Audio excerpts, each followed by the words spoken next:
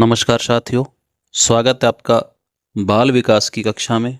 साथियों, आज की कक्षा में हम पढ़ेंगे बाल विकास की अवस्थाएं। हमने पिछली कक्षा में पढ़ी और उन अवस्थाओं को आज हम विस्तार से पढ़ना प्रारंभ करते हैं।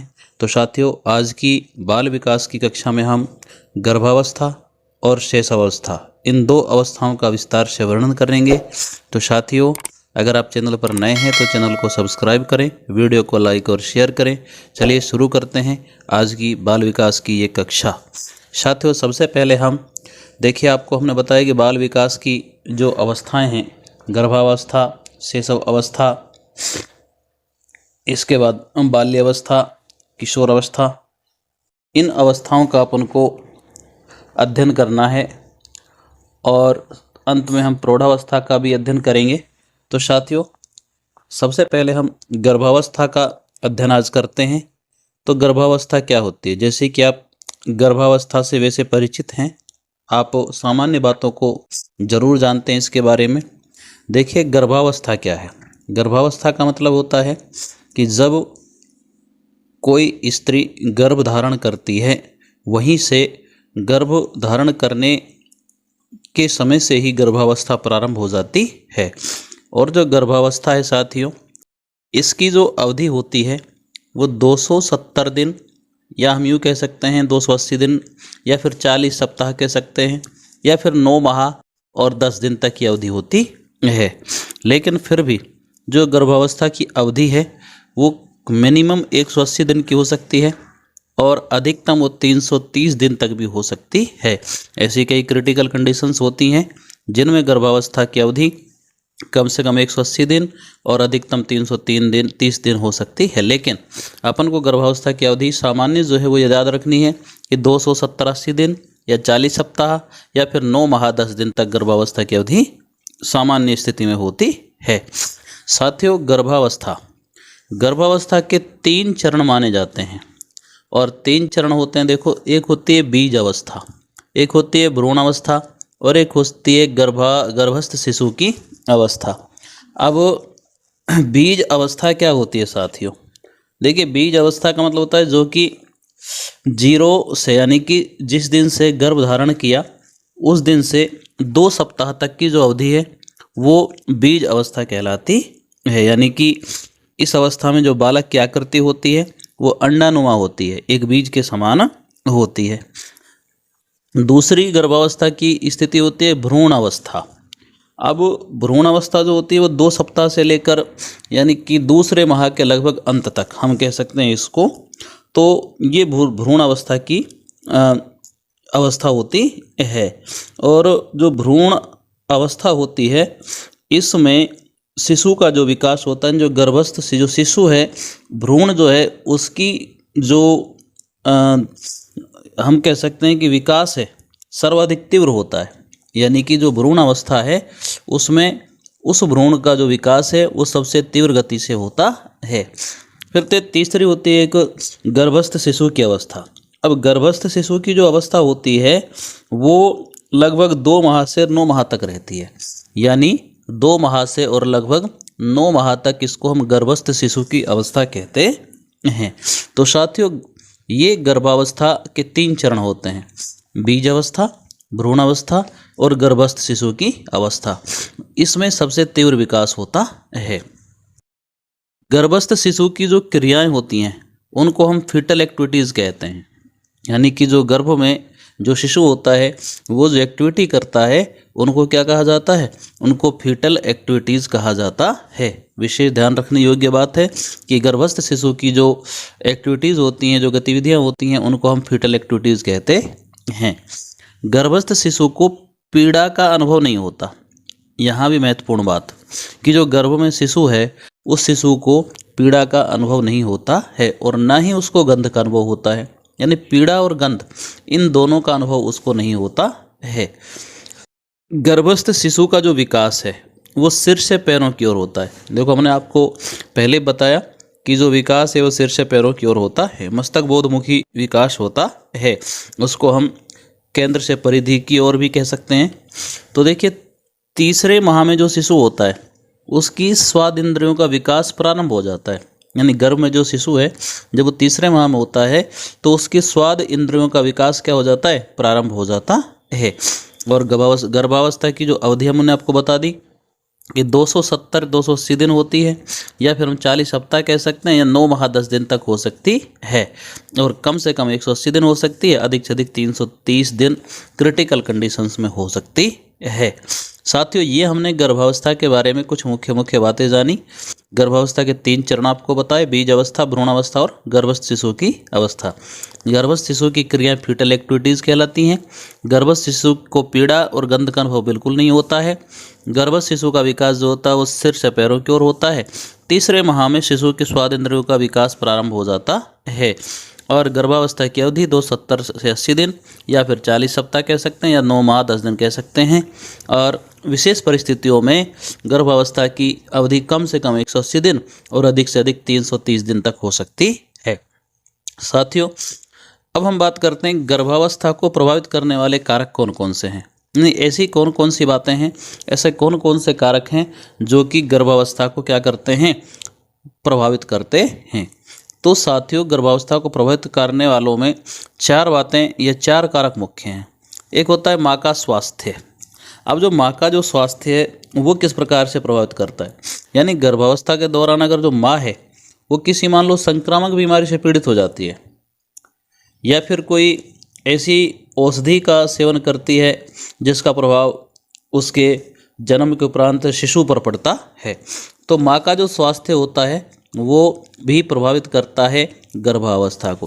कई देखने में आते हैं कि कुछ स्त्रियां जो होती हैं जैसे कुनेन की औषधि का अधिक प्रयोग करती हैं ना, तो जन्म के उपरांत जो उनका शिशु होता है वो क्या होता है, अंधा, बहरा या फिर मानसिक रूप से दुर्बल हो सकता है। कुनेन की जो औषधि है, कुनेन की जो दवाई है, उसका अधिक प्रयोग करने से जो शिशु पैदा होता है फिर वो कैसा होगा, वो अंधा, बहरा या मानसिक दुर्बलता से ग्रसित हो सकता है। तो माँ का स्वास्थ्य गर्भावस्था को बहुत अधिक प्रभावित करता है। ऐसे होता है माँ का आहार, यानी माँ जो खाती है उसका सीधा प्रभाव किस पर पड़ता है, गर्भस्थ शिशु पर पड़ता है। क्यों?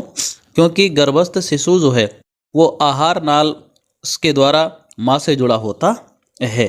तो जो गर्भवती स्त्री है वो गर्भावस्था के दौरान जो खाना खाती है, जो खाती पीती है, सभी जो आवश्यक तत्व होते हैं, जैसे मान लो प्रोटीन है, कार्बोहाइड्रेट है, वो आवश्यक मात्रा में लेनी चाहिए। क्यों? उसका सीधा प्रभाव किस पर पड़ता है, गर्भस्थ शिशु पर पड़ता है।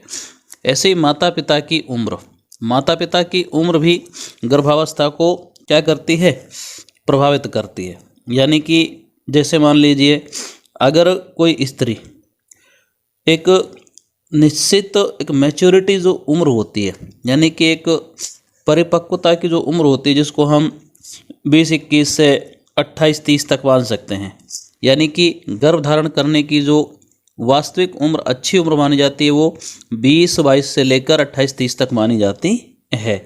ये अपन को, अगर इससे अधिक आयु की जो स्त्री वो माँ बनती है तो फिर उस बालक जो है उस पर उसका नकारात्मक प्रभाव पड़ सकता है। तो माता पिता की जो उम्र है वो भी गर्भस्थ जो शिशु है उसको क्या करती है, प्रभावित करती है, गर्भावस्था को प्रभावित करती है। और एक है माता द्वारा नशीले पदार्थों का सेवन। अगर कोई माँ गर्भावस्था के दौरान मान लीजिए नशीले पदार्थों का सेवन कर, जैसे बीड़ी, तंबाकू, गुटखा आदि का क्या करती है, सेवन करती, तो इससे क्या होता है कि जो शिशु है उसकी जो धड़कन होती है उस पर इसका सीधा प्रभाव पड़ता है, और जो शिशु है वो पूर्णतः मैच्योर होने से पहले ही जन्म ले लेता है। तो माता द्वारा गर्भावस्था के दौरान नशीले पदार्थों के सेवन से बचना चाहिए, क्योंकि इसका सीधा प्रभाव जो गर्भस्थ शिशु है उस पर पड़ता है। तो साथियों, ये 4-5 कारण मुख्य हैं जो कि गर्भावस्था को प्रभावित करते हैं। साथियों, हमने आपको गर्भावस्था के बारे में विस्तार से बताया। ये मुख्य बातें हैं जो गर्भावस्था के दौरान आपको याद रखनी है। अब हम बात करते हैं शैशव अवस्था की। तो चलिए साथियों, बाल विकास की या विकास की हम दूसरी अवस्था के बारे में जानते हैं। गर्भावस्था पढ़ लिया हमने, अब हम शैशव अवस्था का अध्ययन करेंगे।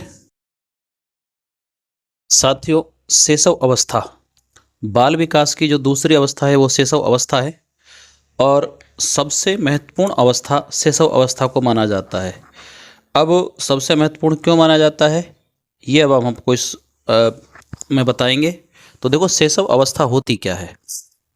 शैशव अवस्था क्या है कि जन्म से लेकर लगभग 5-6 वर्ष तक की अवधि जो होती है उसको हम क्या कहते हैं, शैशव अवस्था कहते हैं।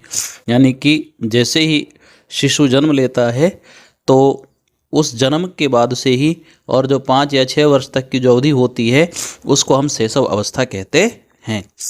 शैशव अवस्था सबसे महत्वपूर्ण अवस्था है। ये जो शैशव अवस्था है ये क्या है, ये सबसे महत्वपूर्ण अवस्था होती है।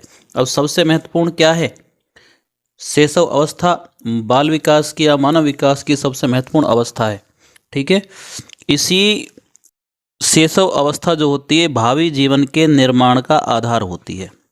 यानी कि मनुष्य के जो भावी जीवन है या बालक का जो भावी जीवन है उसका जो निर्माण होता है वो कौन सी अवस्था के आधार पर होता है, शैशव अवस्था के आधार पर ही होता है।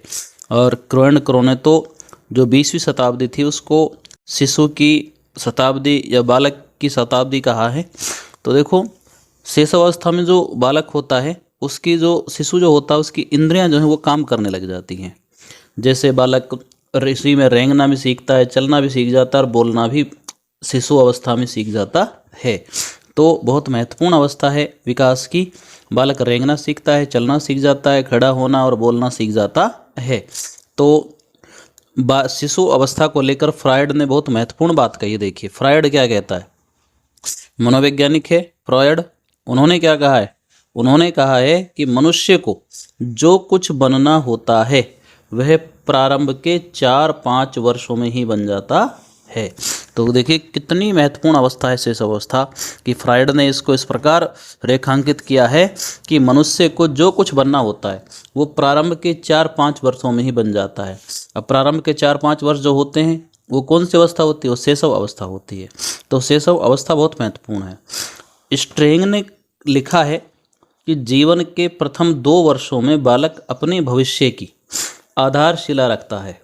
यद्यपि किसी भी आयु में उसमें परिवर्तन हो सकता है किंतु प्रारंभिक प्रवृत्तियां और प्रतिमान सदैव बने रहते हैं। स्ट्रेंग ने जो प्रथम 2 वर्ष हैं वो बालक के भविष्य की आधारशिला कहा है, क्योंकि उसी में भविष्य का उसका निर्माण होता है। और हालांकि परिवर्तन तो किसी भी आयु में हो सकते हैं उसमें, लेकिन जो प्रारंभिक प्रवृत्तियां और प्रतिमान होते हैं वो सदैव बने रहते हैं। ऐसे ही एडलर महोदय ने कहा है कि शैशव अवस्था के द्वारा पूरा जीवन क्रम निर्धारित होता है। यानी कि शैशव अवस्था ही है जिसके द्वारा मनुष्य का पूरा जीवन क्रम जो होता है, बालक का पूरा जीवन क्रम जो होता है वो निर्धारित होता है। वाटसन ने और महत्वपूर्ण बात कही है। देखिए वाटसन कहता है कि शैशव अवस्था में सीखने की सीमा और तीव्रता विकास की किसी अवस्था की तुलना में बहुत अधिक होती है। यानी कि विकास की जो अवस्थाएं हैं उन अवस्थाओं में जो सब उस सीखने की सीमा और तीव्रता है वो अन्य सभी अवस्थाओं की तुलना में बहुत अधिक होती है। तो साथियों, ये 3-4 परिभाषाएं पढ़ने के बाद आपको लगा होगा कि शैशव अवस्था वास्तव में कितनी महत्वपूर्ण है।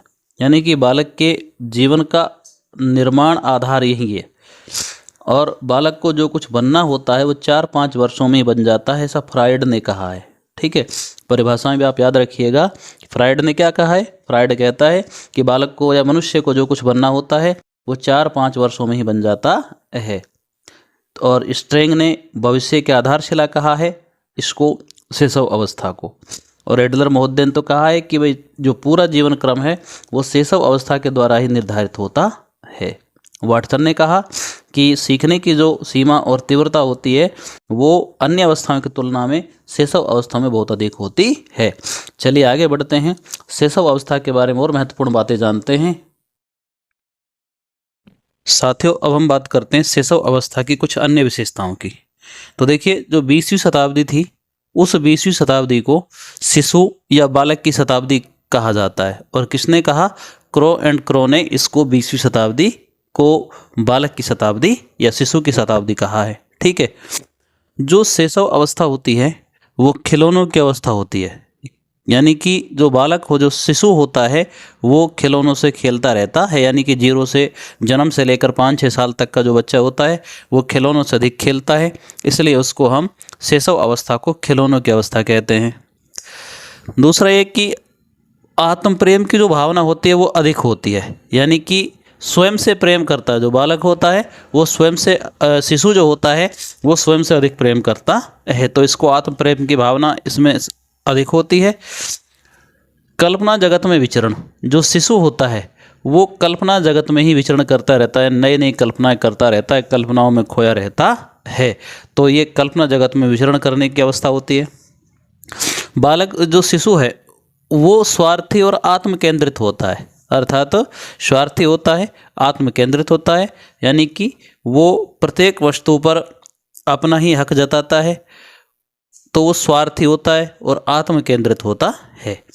मूल प्रवृत्त्यात्मक व्यवहार, इस अवस्था में जो शिशु होता है वो जो मूल प्रवृत्तियाँ होती हैं उनसे संबंधित क्या करता है, व्यवहार करता है। और ये अतार्किक चिंतन की अवस्था होती है। यानी बालक, इसमें जो शिशु है वो चिंतन तो करता है लेकिन अतार्किक चिंतन करता है। कैसा? अतार्किक, जिसका कोई तर्क नहीं होता है, ऐसा वो चिंतन करता है। अजीबोगरीब अवस्था, अब इस अवस्था को हम क्या कहते हैं? अजीबोगरीब अवस्था भी कहते हैं। अब अजीबोगरीब जो व्यवस्था है, क्योंकि इसमें जो शिशु है वो अजीबोगरीब तरह के काम करता है, अलग अलग तरह के काम करता है। इसी अवस्था को हरलोक ने खतरनाक काल या अपीली काल कहा है, क्योंकि जो शिशु अवस्था होती है, शिशु अवस्था होती है, इस उम्र में बहुत सारे जो शिशु होते हैं उनकी मृत्यु हो जाती है, इसलिए हरलोक ने इसको खतरनाक काल या अपीली काल भी कहा है। शैशव अवस्था जो होती है वो संस्कारों के निर्माण की अवस्था होती है, अर्थात संस्कारों का जो ज़्यादातर निर्माण हो जाता है वो किस में हो जाता है? शैशव अवस्था में हो जाता है। इसको सीखने का स्वर्णकाल कहा जाता है। जो शिशु अवस्था है, शैशव अवस्था है, उसको सीखने का स्वर्णकाल कहा जाता है, क्योंकि सर्वाधिक जो विकास की गति है वो शैशव अवस्था में होती है बालक की। सामाजिक भावना का अभाव होता है, यानी कि बालक में सामाजिकता का भाव नहीं होता है। अनुकरण द्वारा सीखने की अवस्था, शिशु जो होता है वो जो कुछ भी सीखता है वो ज़्यादातर अनुकरण के द्वारा ही सीखता है, यानी कि दूसरों को देख करके, सुन करके ही सीखता है, तो ये अनुकरण की अवस्था होती है। और देखिए, जन्म के 30 घंटे तक बालक की जो नेत्र इंद्रियाँ होती हैं वो काम नहीं करती। 30 घंटे के बाद ही नेत्र इंद्रियाँ काम करना शुरू करती हैं। जन्म के समय शिशु में कोई भी संवेग नहीं होता है। जन्म के समय जो शिशु होता है उसमें कोई संवेग नहीं होता है, केवल वो उत्तेजना का अनुभव करता है। उसमें उत्तेजना होती है, उत्तेजना का अनुभव करता है। शैशव अवस्था में सर्वाधिक संवेग विकसित हो जाते हैं, यानी कि जो संवेग हैं, जन्म के समय संवेग नहीं होते हैं शिशु में, लेकिन सर्वाधिक जो संवेग हैं वो शैशव अवस्था में विकसित हो जाते हैं। और शैशव अवस्था में जो भय संवेग है ये सर्वाधिक होता है। सबसे ज़्यादा जो संवेग है वो कौन सा है? भय संवेग। कौन सी अवस्था में? शैशव अवस्था में होता है। शैशव अवस्था में सर्वाधिक जो संवेग होते हैं वो विकसित हो जाते हैं और भय संवेग सर्वाधिक होता है। और ये ध्यान रखना है कि जन्म के समय शिशु में कोई भी संवेग नहीं होता है, केवल वो उत्तेजना का अनुभव करता है। तो ये शैशव अवस्था की कुछ महत्वपूर्ण विशेषताएं हुई। अब हम बात करते हैं शैशव अवस्था की कुछ और महत्वपूर्ण परिभाषाओं के बारे में, कि शैशव अवस्था को किस विद्वान ने, किस मनोवैज्ञानिक ने क्या क्या कहा है। साथियों, यदि हम बात करें कुछ महत्वपूर्ण परिभाषाओं की जो कि शैशव अवस्था से संबंधित हैं, तो देखिए, जो वैलेंटाइन थे उन्होंने लिखा कि जो शैशव अवस्था है वो सीखने का आदर्श काल है। यानी कि शैशव अवस्था को वैलेंटाइन महोदय ने सीखने का क्या कहा? आदर्श काल कहा है। वहीं जो गुडेनफ थे उन्होंने लिखा कि व्यक्ति का जितना भी मानसिक विकास होता है उसका आधा 3 वर्ष की आयु तक हो जाता है। यानी कि सीखने की दृष्टि से कितना महत्वपूर्ण काल है ये देखिए, कि व्यक्ति का जितना भी मानसिक विकास होता है उसका आधा 3 वर्ष की आयु तक हो जाता है। कुप्पुस्वामी ने लिखा कि वह सत्य और असत्य में भेद तो नहीं कर सकता, लेकिन इस काल में कल्पना की सजीवता पाई जाती है। कौन से काल में? शैशव अवस्था में कल्पना की सजीवता पाई जाती है। इसको कल्पना जगत में विचरण करने वाला काल है। ब्रजेश ने लिखा कि 2 वर्ष तक की उम्र तक बालक में लगभग सभी संवेगों का विकास हो जाता है। हमने आपको इससे पहले बताया कि जो शैशव अवस्था है उसमें लगभग सभी संवेगों का विकास हो जाता है, लेकिन जो भय संवेग होता है वो सबसे ज़्यादा होता है। और जन्म के समय बालक में कोई संवेग नहीं होता, केवल वो उत्तेजना का अनुभव करता है। जॉन लोक ने लिखा कि बालक का मस्तिष्क एक कोरी स्लेट यानी टेबुलर आसा होती है, यहाँ उस पर अपने अनुभव लिखता है। यानी बालक का जो मस्तिष्क है वो एक कोरी स्लेट के समान होता है और उस पर बालक अपने क्या लिखता है, अनुभव लिखता है। तो ये शैशव अवस्था से संबंधित कुछ महत्वपूर्ण परिभाषाएं हुई। साथियों, यहाँ पर हम शैशव अवस्था को समाप्त करते हैं और अगली कक्षा में हम बाल्य अवस्था को पढ़ेंगे। तो साथियों, तब तक के लिए जय हिंद, जय भारत।